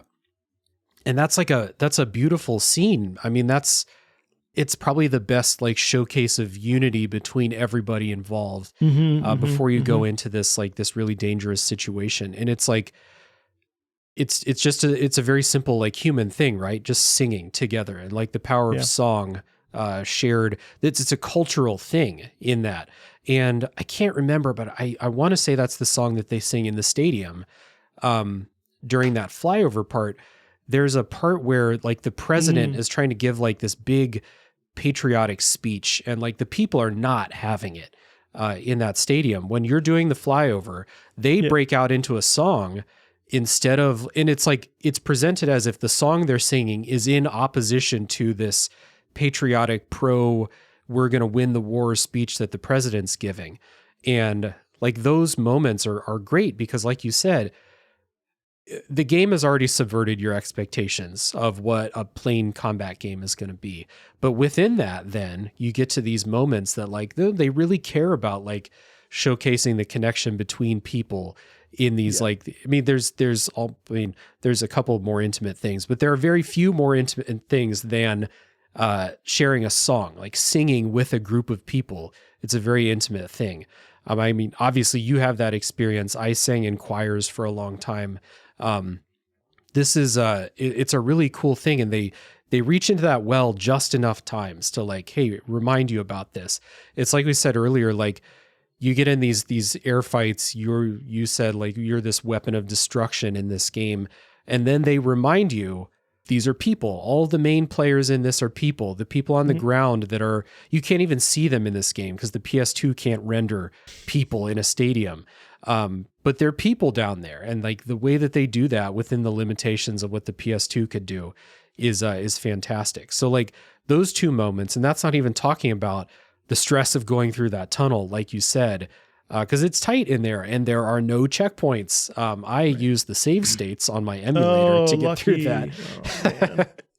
And then Chopper's death, the way that mission. So like for anyone who didn't play, I mentioned the ceremonial flyover mission earlier. It is your job to just fly in, do a patriotic flyover, which I just thought was a super cool thing to do in a mission in a plane combat game. Regardless. Like, 1,000,000%. take a mission off, do a flyover. Like I've been in stadiums where they did flyovers. It's always pretty cool. And now you get to be in the plane doing that. Like what other plane combat game is going to have you do this? And then that's the mission. Like a flyover is a show of power. It's a show of victory in some cases, right? And then that's the mission that ends with Chopper dying because you got bad intelligence. We'll talk about this as we talk a little bit more about the story. But like your intelligence said, nothing's happening here. It's just a flyover. And then it wasn't just a flyover. Your intelligence was incredibly wrong about this situation. And it ends up with Chopper dying and crashing into the stadium because the empty stadium is the place where he could kill the fewest people with his plane's explosion. Right. But then there's also like the mission where Nagase is like tucked to the side and you have to go and help her, rescue her. I can't remember the details of that. And the music in that is phenomenal too. And it's like this, like almost, I think it was like kind of like classically sort of Baroque, or like, I think it was jazz. I can't remember, but there's that mission. And then there's also the, I know that we're going to talk about the Arc Bird here in a second, but there's also the Sinfoxy and the other submarine, the like, Hrin Foxy, I want to say. The Hrin Foxy, yeah. Like that whole thing where you go back and visit the crater. Yeah. From Ace Combat Zero. Yeah, from Ace Combat Zero, which also, I mean, that's also cool because it also sets the expectation because, you know, if you haven't played Zero, seeing the devastation of a land completely ravaged by a nuclear bomb, like, what the fuck happened here? You know what I mean? And then when you play Zero, you're like, oh shit, this is what happened. Or if you flip it, you know, it's like, I can't even imagine how powerful it was for you to do it inversely. Yeah. Where it's like, wow, I saw that happen, and here's the residue, the leftovers of that. But yep. I remember the Sinfoxy especially was a really cool mission, because it would, you know, go down under the water and then it would pop up, and it was like, whoa, like, oh my God, this thing is crazy. Yeah. So it's these little moments just make the game just, I mean, again, it constantly defies expectations. Yeah, the second one of those submissions, and I don't remember which of the subs it is, but the second one, when you don't have the Arkbird supporting you, and you basically have to take it out yourself. I died so many times in that mission, and it kind of like showcased to me, I'm a weapon of destruction. I'm basically a god up in this plane, but I'm taking on a submarine by myself. And it is very hard to do that. And I think that they sold that really well. And then, like you said, like you might get a little bit of momentum in there and like start to be like, oh, I can do this kind of approach. I'll get a few missiles off, maybe a special weapon. I'll take out some of the stuff on the top, the anti-aircraft stuff. But then it dives and you're like, okay, reset. I'm going to have to like get at this again. It was just really difficult, but underscored kind of like this impossible task that you've been given, right? You're a dude in a plane against a submarine. Yeah. It's nuts. It's so good. It's really good. You mentioned the Arkbird, which is really cool. The way that they use this throughout the story. In the Arkbird was built as a kind of symbol of peace. It is a white, dove-like. Like a dove-like, like basically like a space station type vehicle that was built, and it's one of your squad mates, I think Nagase, like remembered like being a kid and like looking at it when it was being built and like being in awe of this thing that the people collaborated on, you know, like the International Space Station or something like that. It's like a symbol of peace that gets corrupted and drawn into the war throughout the course of the story here, which is it's cool the way that they work with that. It's a very simple thing to be like, this thing that used to be a symbol of peace and cooperation is now it's like a weapon of mass destruction now that you have to deal with. And the way they do that's cool. Well, there's like a betrayal in that too. You know what I mean? Like it feels like, damn, you know what I mean? There's like a frustration with that sort of that such an important, I mean, we see it even in like world history, you know, where it's like, oh, that should have been for good. You know what I mean? Like, what the fuck? Like, you know, like we see that all the time with historical things, or like, you know, it's such a common movie trope, you know, like, oh, we just watch Wicked. So it's like, oh, the Wizard of Oz, you were supposed to be good. What the fuck? Why you Alphabet didn't do anything wrong? You know, like, and it's like, man, it's sad, you know, like, damn. Yep. True. The Arkbird is definitely like playing that role for sure.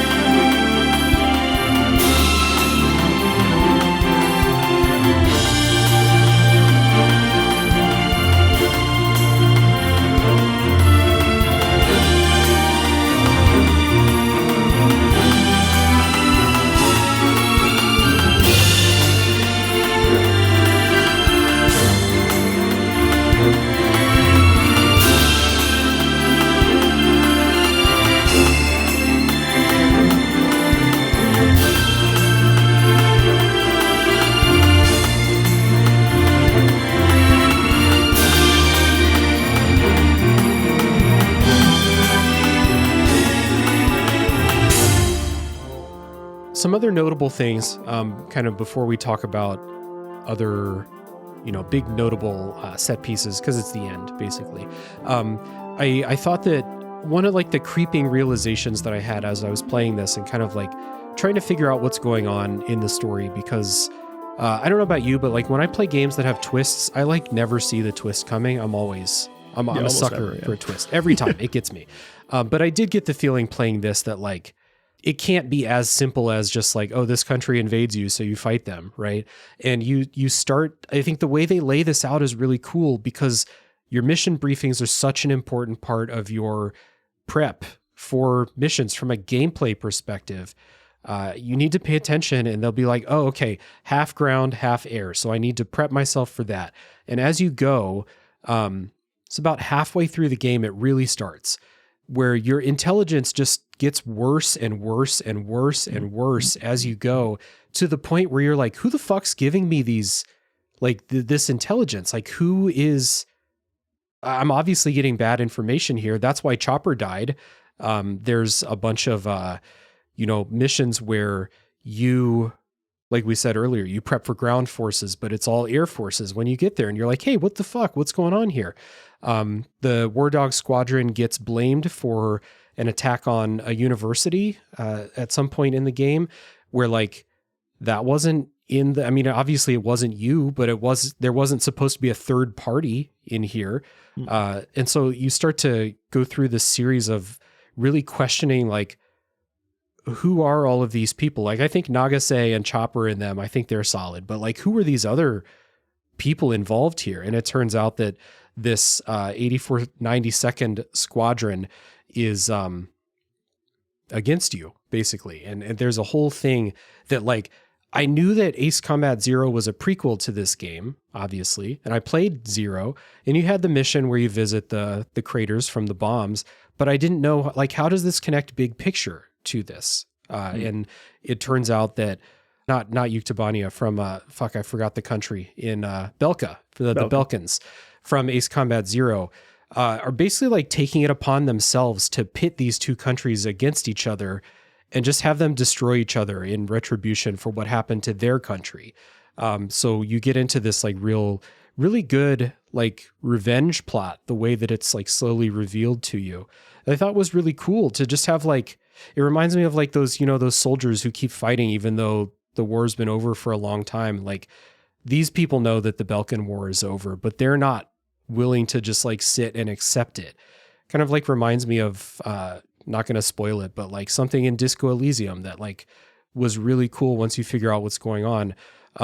These characters that, like, the war is long over, but they're still fighting. Like, they're not giving up, and they have really caused like a huge mess. They caused a war between these countries because of this deception and playing these two governments against each other. It's just like, it's a slow burn to get to realizing what's going on, but it's really cool once you figure it out. Yeah, the whole like gray men thing. I remember, because they really come about in the fortress, right when that's that mission that I was talking about with Nagase and the white. I think the soundtrack's called The White Noise. I think that's when they. Well, I can't remember, but yeah, I remember because at one point you face off with them, don't you? Like, I remember it was like the camera pans to them flying towards you. I can't remember, but yeah, it's, the whole. If I remember right, you're like meeting them. They're gonna like help you or escort you somewhere. Yes, and that's right. And then the radar. Their icons are blue because they're friendly, and then it suddenly switches to red, and they start firing on you, and you're like, ho ho ho! Yeah, that was awesome. That's right. Yeah, it's good stuff. And then there's a whole other subplot about like, that commander we said, he got shot down, he had to eject, his body was never found. He's alive. He didn't die on camera, so obviously he's fine. And then so he comes back. There's a whole thing about like there's like I honestly, I don't fully understand this, but it's like a splinter off of like this squadron that hates you, but like there's some that are allied with your flight commander. So it really gets into like, there's a sequence of this. It's like Metal Gear Solid levels of plot twist upon plot twist upon plot twist, which is entertaining. And it's not my job to explain it per se. So I'm going to like stop talking before I say things that are straight up wrong about this. But this twisting thing and like who's aligning with who, you have these people that are hell-bent on revenge. And then once you figure out what's going on, the two countries who were fighting each other join forces to, cause like it is kind of cool how they're both like, oh, you were cool this whole time. We're very sorry. Like we should work together to end this threat. So the twists and turns along the way, it's a lot of fun. I think that that's what makes this so good, is that there's, again, you can never really sit perfectly still, even though it is a playing game and there are some of those aspects that are always the same. Yeah. They manage to create an environment where you never quite know what's going to happen. And I think that that's what makes it, extremely satisfying to play. Yeah. Yeah. And that storyline with those soldiers does fit in with, thematic things that I think the game wants to say. I think that Ace Combat in general really has things to say about like nationalism and patriotism and, putting country first and things like that. Is because, we're dealing with militaries and stuff. This game's kind of approach to that is that these people who, like, it was their government who dropped the nuclear bombs on their soil. It was their government who invaded the neighboring countries in the Balkan War, but they're still so mad about what happened to their country that they're willing to go start this war and, cause death and destruction all over the place. There was one of the missions, there's a nerve gas attack on civilians in a city. Like it's caused by them. This is what they're doing. And it's all because of this like blind patriotism, even though their country was so clearly in the wrong for, like, they're so clearly at fault for what happened to their people in the Balkan War. The others are still the enemy, Right.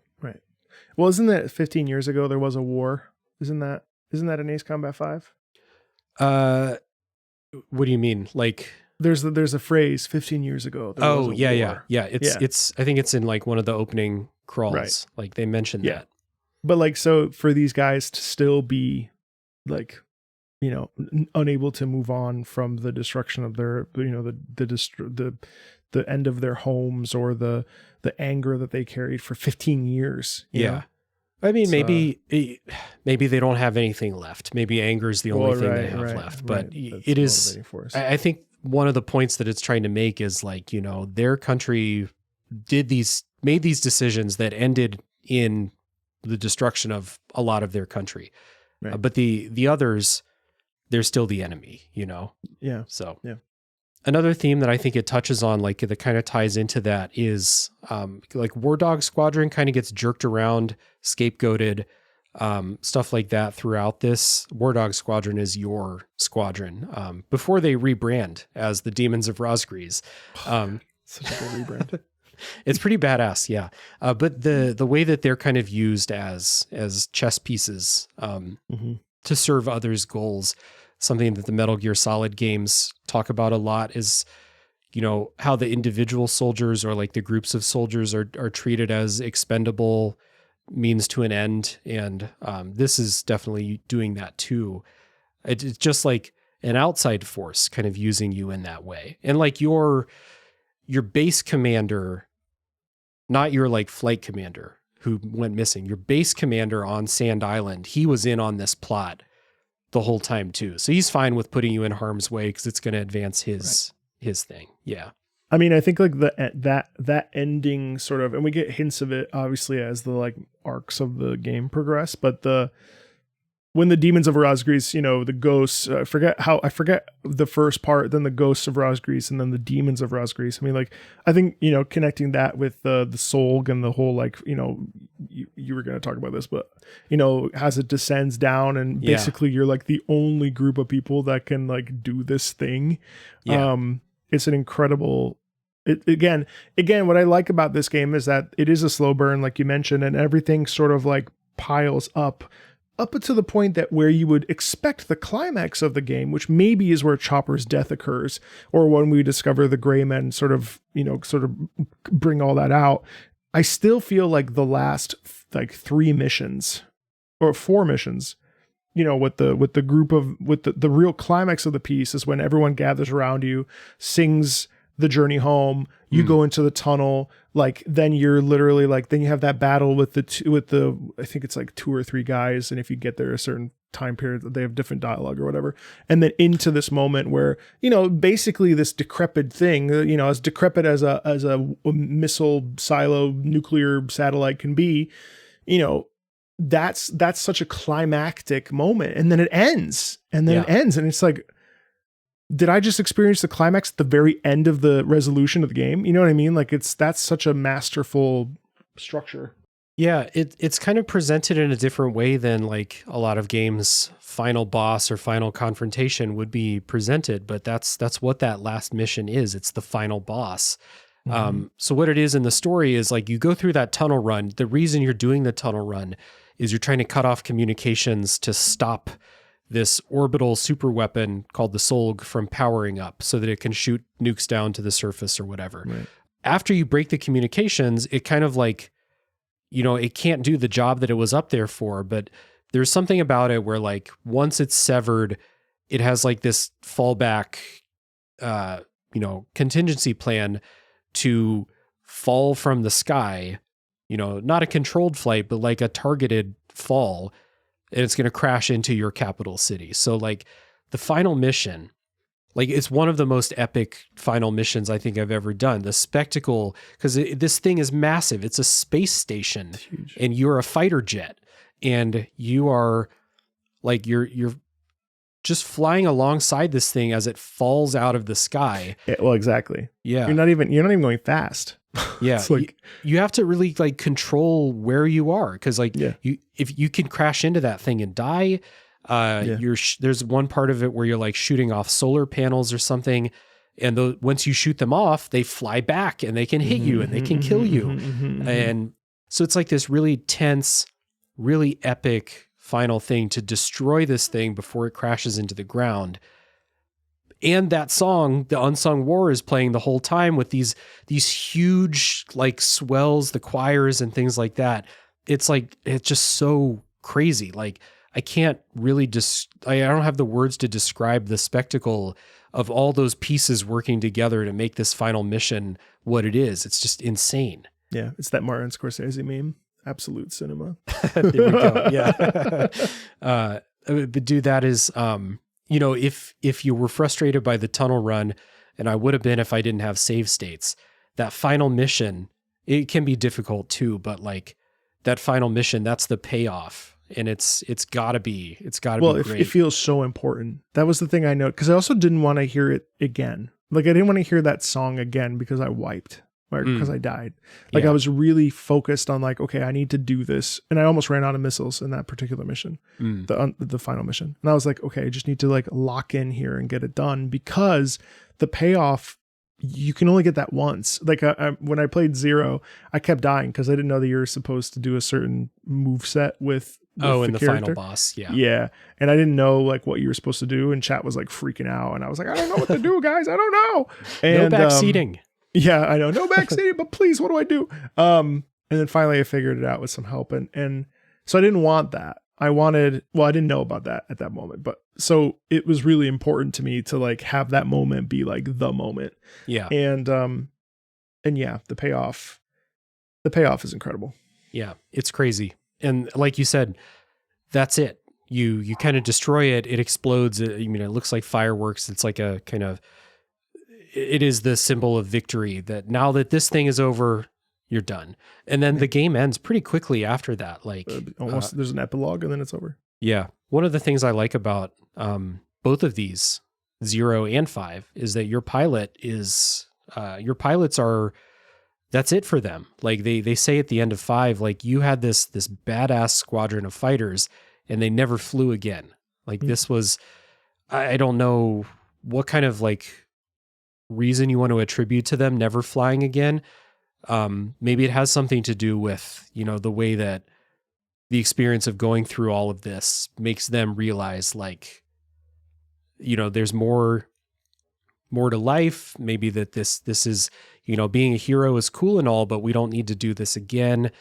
I don't think it's because there were no more conflicts, so, No. But it is kind of interesting. Like this game makes heroes and then they're just remembered in history. They're not continuing heroes. Yeah. They evaporate. They just evaporate. I mean, I think in 0, in 5, in 7, in maybe, I'm not going to tell you, but like in 4, maybe, it's kind of just, and then what? It's really interesting. And I think that also adds to the bittersweetness of it because you have this really controlled spectacle this really controlled experience, very intense, very serious experience, and then it's over. Mm-hmm. Yeah, it's a little bit of an allegory for life, I guess. Yeah, I suppose so. Yeah. The last thing about thematic content in this is we're talking about heroes and how this war and this story have created a group of heroes, and especially your character, Blaze. These games, and like lots of games that deal with war, will comment on maybe you're a hero for your side of the conflict, but you're not a hero to everybody who is involved in the conflict. You might not be a hero for bystanders who are not involved in the conflict at all. And I think that that's kind of neatly captured in the lyrics to the Unsung War when they translate to English.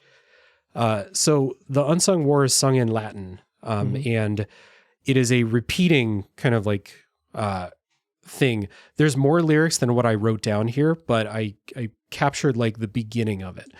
And I actually think like when you play the game, it like puts these words up on the screen for you. So these are the lyrics to the song when translated, but it says, when history witnesses a great change, Razgriz reveals itself first as a dark demon. As a demon, it uses its power to rain death upon the land, then it dies. However, after a great period of slumber, Razgriz returns, this time as a great hero. And that, you know, your squadron in this game takes on the moniker of the ghosts and the demons of Razgriz in the second half of the game, but in the first half, you're just known as Wardog Squadron. So these lyrics kind of echo the arc that your squad takes as you go from maybe a Yuktobanian perspective, where you're killing them for the first half of the game, and then you're their hero at the end of the game. Could be. I don't know whose perspective these are written from, but it makes sense to me. Yeah, it's I mean, they're really evocative. And I think I think that that's also like, what's really neat is that that's also a separate subset of a story. Like it's a separate slice, like the journey from Wardog to ghost to demon. Yeah.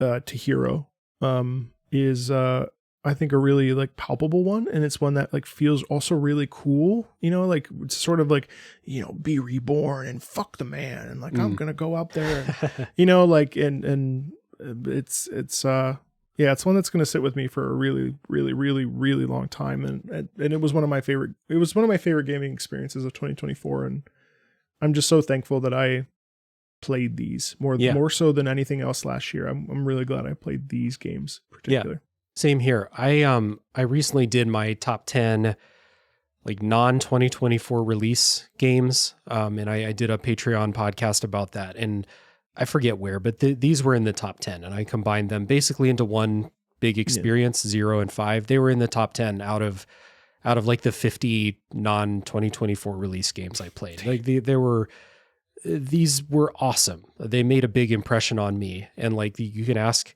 people in my Discord server, like I've basically not shut up about Ace Combat. I've not stopped sharing Ace Combat music since then. And I think that's just the way it is now, you know? And I love when I find games like that, you know, where like it touches you in such a way that you can't shut up about it. As much as you might want to be like, okay, I've talked about Ace Combat enough. Like, no, it's not enough. I need to talk about that. I need to talk about Pathologic 2. I need to talk about Rain World. I'll never be tired of talking about these games. So this has been awesome, dude. I really appreciate you taking the time to come on and talk Ace Combat with me. Oh God, are you kidding? Yeah. Any excuse to like, be the shield of Ace Combat and like, you know, especially its music and just, you know, yeah, of course, Dave. No, it's my pleasure. I'm glad that we got to do this. It's really fun. Absolutely. Yeah. And like we said, we will be on the charge. Look out for me and Marco beating the drum for Ace Combat 8 front when row, it comes baby. out. Yeah. So we'll be there. Thank you all for listening to the end. One more time, go check down in the show notes for Marco's YouTube channels. And if you want to follow on Twitch or something like that, you'll find all those links down there. You don't need to go searching. Just click a few buttons while the music plays us out at the end here. And if you've listened all the way to the end, you are my hero. And as always, tune in next week for the next game to come out of the backlog.